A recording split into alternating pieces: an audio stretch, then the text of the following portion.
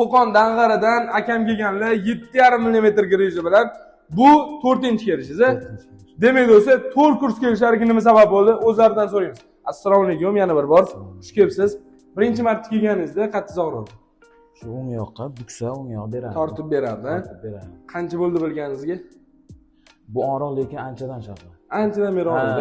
Aytga borganmiz, shifo topmaganmiz. Endi xo'p, osilishlarni YouTube'dan ko'rdingiz, adashmasam. YouTube, Instagramdan ko'rib keldik. YouTube, Instagramdan ko'rib, sizlarga o'xshab kelganlar pastdagi nomerlarga murojaat qilib, siz ham o'sha nomerlarga murojaat qilib kelsangiz bo'ladi. Endi birinchi kursga kelganingizda shu oyoq og'rirdi. Birinchi kursdan keyin misol uchun yurishaverdik, velik haydashlar hammasini qildingiz. Qildik, yaxshi, ancha. Endi 3 kursdan keyin общий necha millimetr, taxminan necha foiz yaxshi og'riq? Ancha yaxshi, 70-80, ancha.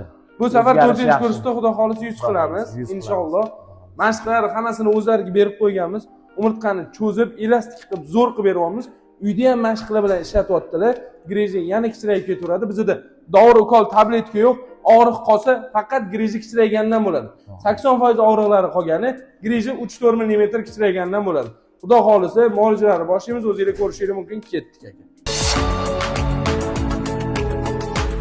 Biz bemorlarimizni birinchi qizdirib olamiz. Xuddi shunaqa 3 ta bemorimizni qizdirib olyapmiz. Mana birinchida akam, keyin bo'lsa osilib beradilar sizlarga. Do'stlar, birinchi qizdirib olish bu umurtqa pog'onasi hamda oyoqlarimizda og'riq bo'ladi grejadan, o'sha og'riqlarni bo'shashtirib olib keyin osiladigan bo'lsak, shunda tortilish jarayonida tortishib qolmaydi oyoqlar yana va o'zini siqib qolmaydi-da, bo'sh qo'yib beradi.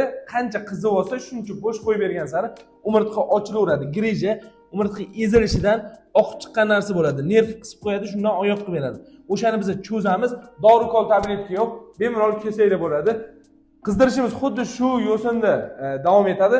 Biz bo'lsa muolajalarni boshlaymiz. Qirsilatish jarayonlarini ozgina qizdirib olganimizdan keyin. Greja bo'yicha ma'lumotlar kerak bo'lsa yoki qanaqadir davolanish kurslari sizlarga qiziq bo'lsa, pastdagi nomerlarga telefon qilib, navbatga yozib kelishingiz mumkin. Bismillah, bu sizlarga ko'rsatgan akamiz emas bular. Bular demak boshqa akamlar 1, 2, 3, 4 tur bordim. Bular bugun birinchi kelishlari, xudo xolisa yaxshi bo'lganlardan keyin videoga chiqib beradilar. Chunki hali bemor o'zgarmasidan yo'q rezultatga videoga olib chiqmaymiz. Inshaalloh avval yaxshi bo'lib olishsin, keyin rezultat qilgandan keyin videoga olib chiqamiz. Keyingi akam ham osilishini sizlarga shunchaki xonadagi bemorlar qaqib ketib qoldi qizdirganlar demaslik uchun osilishlarni ko'rsatamiz va o'zimiz videoga olayotgan Qo'qonlik akamni keyin ko'rishingiz mumkin. Ketdik. Bismillah. Ikkinchi akamni osilishlari 1, 2, 3, 4. Gap yo'q, bitta bonus ketdi. Endi videomizning qahramonlarini qirsillatish va osilish jarayonlarini ko'rasiz.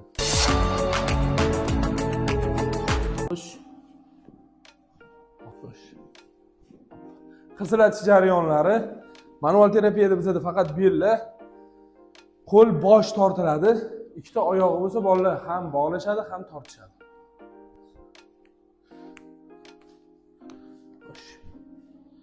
Ikkita qo'llarni tortdim, bo'yinlarini tortaman, bo'sh qo'yib berasiz. Hoppa. Oyoqlarni ham boylab bolalar tortishyapti. Yana yangi bemorimiz mana muolajaga kirdilar, qizdirib olamiz. Bu yoq ko'rsatkiga ham yangi bemorimizni olib kiramiz. Shunaqa bizda bemorlar almashib muolaja olishadi. Bir kunda 2 mahal olsamiz, ertasi kuni 1 mahal, 1 sutka yotib ketaverasiz. Bismillah. Alloh shifosini bersin. Bir videoda 3 ta osilish ko'rdinglar mana. Gap bo'lishi mumkin emas.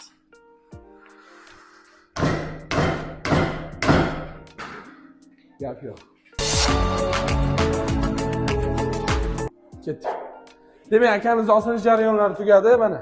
Endi osilib tushdingiz. Barmoq og'rimadimi? Yo'q, yaxshi. Bemalol kelsa bo'ladimi? Kesin. Ko'pchilik barmoqdan qo'rqadi-da, tavsiya berasizmi? Tavsiya beramiz. Hamma kelsin. Kelinglar, qo'rqmasdan. Yaxshi, zo'r, rezultatlar ham yaxshi, hammasi. Masalan, borku do'sti, 4 kurs qilganimizda akamni hozir ertaga bitta osilishlari qoldi.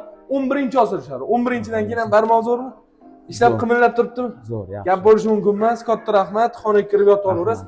Grejaylar bo'lsa, pastdagi nomerlarga murojaat qilsalar, yotoq, ovqat muolaja hammasi ichida bemalol kelib muolaja olib ketsanglar bo'ladi. Sog' bo'ling.